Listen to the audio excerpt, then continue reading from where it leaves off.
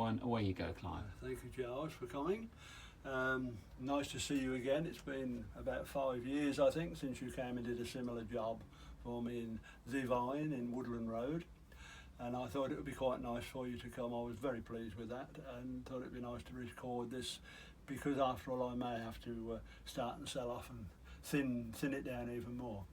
But basically I told everybody when I moved that I wouldn't get rid of my pictures, and of course they all said I would have to, and but I didn't. I kept them all, and they're all on the wall for you to see, and you photographed them, and various other articles came as well. I can only welcome you through a plastic door, which is not my choice, of course. The other door was from Royston Hall, but this is plastic but very practical. But we have got a bit of Royston Hall here, which is some panelling out of the centre bay and some top cupboard P3s up there, all of which came from the hall, but were not reused, so they were reused here. And actually I got a little bit more panelling here than I had in Woodland Road, to be truthful. So if you'd like to come in, it's now only a two-roomed, two up, two down. I was first attracted by the stairs because I thought I could move some of my carving from the other staircase here, and it fitted in very well. And then I decided I would carve over the balusters, which is different to what I did in Woodland Road. Taken me 4 years to get that far, and I still haven't finished. And all of this, of course, came from Woodland Road, which is the badgers and the otters. Mr. Badger there and Mr. Toad down there, and sorry, Toad is behind the door, but these are his other friends, Ratty and Molly. The coats of arms, really, round at the top of the doors, I suddenly realised I had 90 of these on the frieze in Woodland Road from a map, an old map of Northamptonshire. And suddenly realised that they fitted, despite this being a modern house, they fitted just between the tops of the door frames and the ceilings. So I've been able to incorporate, I think, about 16 or 20 of them so far. I don't think I should be able to use the others, but nevertheless it adds to it. The pictures were the ones I wanted to move. Catherine of Braganza is there, Charles II's much abused queen, although I think they were I think they had a good marriage, but he had many other ladies, of course. Mrs. Hewitt is the old lady next to her. That's one of the Burton family from Daventry, and then farther along there is my great-grandfather, Corrie Ben, in the picture frame. Various other bits and pieces. While we're in that corner, I've got a Chinese cabinet there, which of course is not a Chinese cabinet. It's an egg cabinet. I had it when I was about 11, because of course it's totally illegal to collect eggs. You can't give them away or sell them or do anything.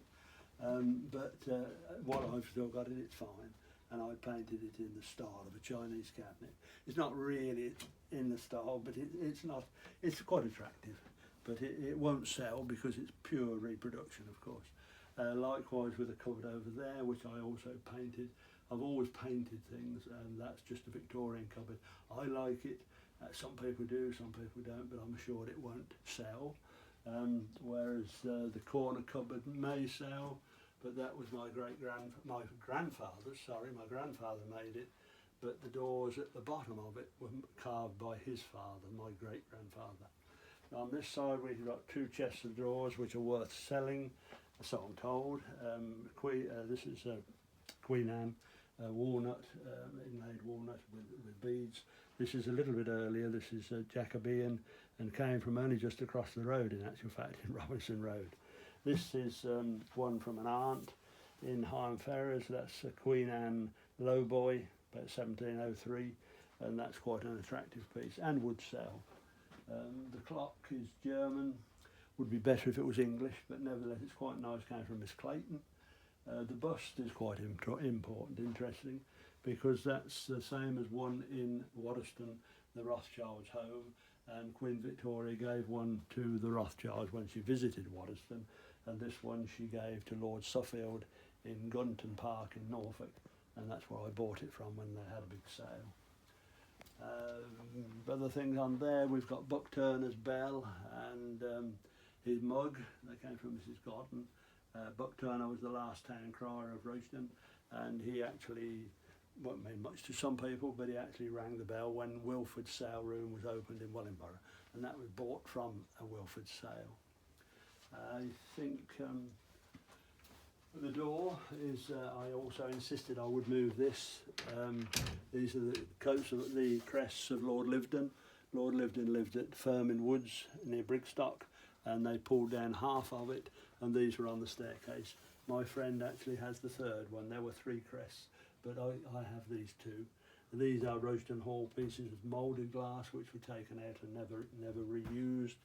I think that's mainly all there is about. Oh, that's from the Robin Hood at Rawn's, the pub. Sure, it was the Robin Hood. I might be wrong on that, but it was on the pub that's been knocked down in Rawn's anyway. That was their front door. A cabinet that used to have collars in it, stiff collars, was in an emporium in Church Street in Royston, and that I had from Mr. Cutmore. And it makes a suitable display. It used to be full of goss, but I sold all of that when I moved last time, and I've now got commemorative china, which I like, some of which is quite rare. I'm not sure that it's of great value, but it's very attractive, and I'm following on something that my grandmother started. She bought the first commemorative china, I suppose. The chair is the best piece of furniture in the house. I don't quite know what to do with it. It's 1695.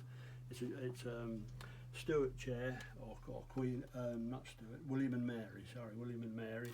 Came back, once repairing, used to belong to the hall, and when it was in Royston Hall, Mrs. Sartress, the old lady, used to tie a piece of wool across, and I've just tied that across because you can't sit in it. It's a bit weak, and it wouldn't do it any good, though I have been photographed sitting in it. I think that's mainly it. Up the stairs.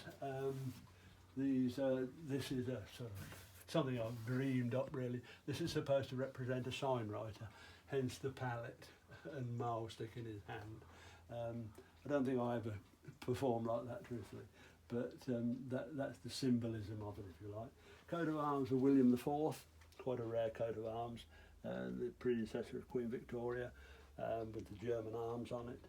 Various pictures up the stairs, the coach and horses in Royston, and another one across there of the coach and horses in Royston. This is another picture of the Burton family, came from with the old lady across there. She was an ancestor of Mr. Burton. Mr. Burton was a very self-opinionated man, I think, to say the least, of Daventry. He was town clerk or whatever he was, and he put the Burton monument up in Daventry to himself, really. And these came from his family. I bought them from Sherwood, it's true. They did have nice gilt frames on, but the gilt frames were 6 inches wide, and I couldn't get them in, so they had to go. Going up the stairs, we've got the Duke of Grafton, Charles II's, one of Charles II's, the son of one of his illegitimates. I should know which one, I can't remember. This is from Great Oakley, the Capelbrook. This was a good purchase. I bought this in a sale. My friend Brian and I were at a sale. It was a wet day when they sold the house up at Woodford, and we got this for £5. And that's the only one that is actually named. That's by a Trethewey Bone, a known and accepted artist. Most of the others are unknown. They're in the style of, and they are all period piece. There's nothing copy except Henry VIII, and Henry VIII is painted on plywood. I bought him in a scrapyard. In a way, having since learnt just how evil he was, in some ways I wish I hadn't have bought it, but it's an excellent face, I think, and was painted by a friend of the author of The Naked Civil Servant. He was quite a good artist, but he painted a lot of scenery, and we think that is actually a scenery picture for something on in London. The 2 pictures there are only me that were done.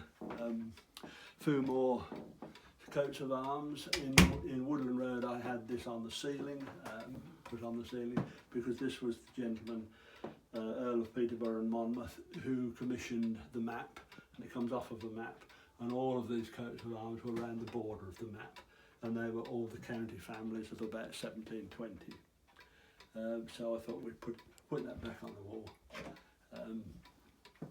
my bookshelves in there. This is my biggest problem. Why I kept buying books, I've no idea, but I did. We transferred them, and it would be a fairly big problem. Well, not a problem, but the books are not as popular as they used to be, obviously. But there's some in there that are quite interesting. The little chair over there is from Royston Hall, and that was Mr. Sartre's child's chair. There's a cat on it. Didn't really mean to put her ear back on top of her head, but that was made by my mother for her best friend, and originally went across Robinson Road, which is across the corner. Pictures in here are by my nephew, various ones, with some more too there at the hall. This my nephew Martin did when he was 15, and I thought was exceptionally good. But he did it for a teacher who then declined to buy it or to pay for it, so I had it. And this again was one that he did quite recently that was rejected by the person who wanted. The birds were not big enough, but that's the work of an artist. The chair here we picked up with Brian, the chap I worked for, Jack Ashley. We went to Lincoln, and on our way to Lincoln, I'm not sure what we were going for, truthfully, we picked this up outside an antique shop. Nice little interesting chair, should have lovely carved legs on the front and an apron, which I've always been going to do and never have. But this is again $16.95, just the same as the big chair downstairs, and quite a good quality one. So we might do that eventually. Now we go through little clock that belonged to my best friend Brian Ashley's grandmother, and he didn't want it, so I had it, as usual. This is the bedroom, nothing greatly altered in here, but a lot of mother's embroidery. Of course, not only I often say to people, if you have a hobby, you produce things, and unless you sell them, you eventually end up with a lot of things, a lot of pictures or whatever. So these are my mother's embroideries. That was a door curtain. These were chair backs, all done in Jacobean style. The cover thereon, this is crochet work, and was done by my grandfather's second wife, Katie. She put C in there, my initial. She didn't finish it, unfortunately, before she died, and I had to get Jude Curtis to finish it, but it is quite nice. The clock bit there is an American clock, well, American works, but made near the Tower of London. It was my great-grandfather's Corrie Ben Muscat from Daventry, and he was again, he was a bit of a drunkard and such like, but he had style, I suppose you could say. The curtains above there were a bit more of mother's work, of course, which I've now hung up because they were boxed away for 24 years while down Woodland Road. The two horses are Marley horses, on either side. They're nothing particular, they're spelter, so they're no great value, but they are based on some that are in the Wallace collection. The little factory in the middle is one of my products. I do pottery occasionally, so I've made a factory there, and there's another one downstairs. I think that's all in here particular. I think the warming pan came from the Wagon and Horses, because this gentleman is my great-grandfather, and his daughter became the landlady of the Wagon and Horses when it was a rough pub, and it was used by the workers building the railway, and the warming pan came from there. Be careful, I should trip over. This is Lady Bannister, a picture from Hinnick House.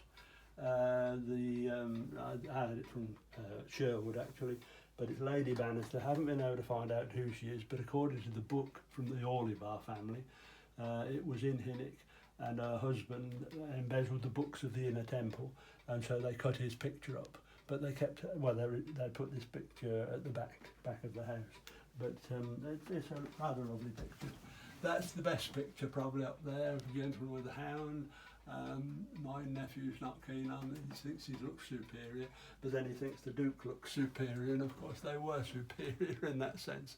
But it is quite a nice quality picture. Regrettably, we don't know by whom or of whom, but nevertheless it's a nice picture, and it is a quality one.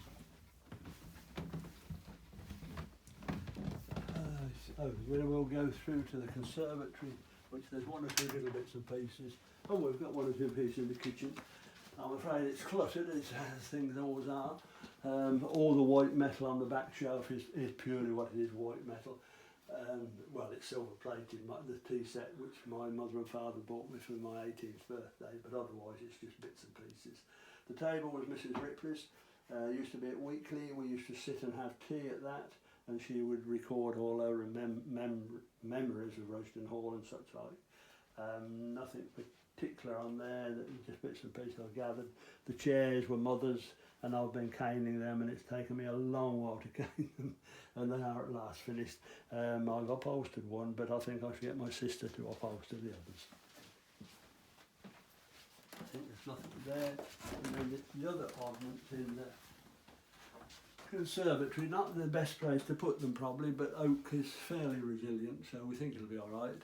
The door on there is obviously what I would call an egg box door, paper mache type door, but it's handy for hanging things on. It's a little difficult, but you can do it. The columns up the side came from Royston Hall, and the piece at the top, they were rather closer together in the hall, but they were not used. So I've put them in here, repaired them. We couldn't find the two bottom pieces, so I'm going to carve a couple of figures to go at the bottom. The eagles were on the staircase. The smoking room was the two small panels, and the 1635 was a piece in Gold Street in Wellingborough, in that upstairs room. The cupboard to the left of that was from Elwood Barton. They came from Mrs. Campbell Caven's house. She had a pink house there, and she's a rather an eccentric lady who kept lawns in the house. And when she had new furniture, she just threw the other stuff in the garden. Then when they sold up, I'm not sure whether she'd died or just moved, but we were allowed to cannibalise the furniture, so we took some of this. And my grandfather made that sort of a court cupboard, and the lawns heads, lawns, they've got moustaches, aren't they? I'm not sure if they're lawns or not really. And the chest below I have from Mrs. Godden, because she thought I should have it. She was the lady who gave me Buck Turner's mug. And the two pewter plates came from the Clark family, and they were found in Duck Street when they dug the air raid shelter for Tarry's factory. They're nothing particular, they're just plates, but they are of 1690. My grandfather's chair, that's one that I remember him sitting in and making that groove with his thumbnail when he was unfortunately dying, really. This is a piece from Royston Hall that I've stripped to show what colour it should be, although it's now done in the hall the same. And that's another piece of Mrs. Campbell Caven's.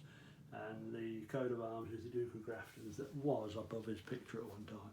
Then I think just to finish on that is the little tiny panel there, perforated panel, is a piece of Indian work and was one of several panels about 4 foot by 18 inches, which I stored somewhere, and unfortunately they were stolen, and that was the only piece they left. But I'd acquired them from an old lady in Thrift Cottages for a tin of salmon a long while ago. I was always on the hero or whatever to get things. I think that's about it.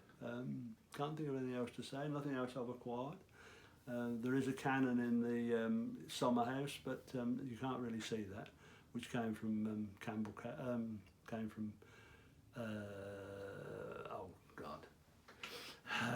Bassett Lokes. Bassett Loke. Yeah. That was it, Clive. Yeah, well, lovely to see you again after all these years. We think about 4 years since we looked round the Vyne. This is Little Vyne. It's been fascinating. Thank you for showing us all your wonderful treasures, and all the best for the future, Clive. Thank you. Thank you very much. Thank you.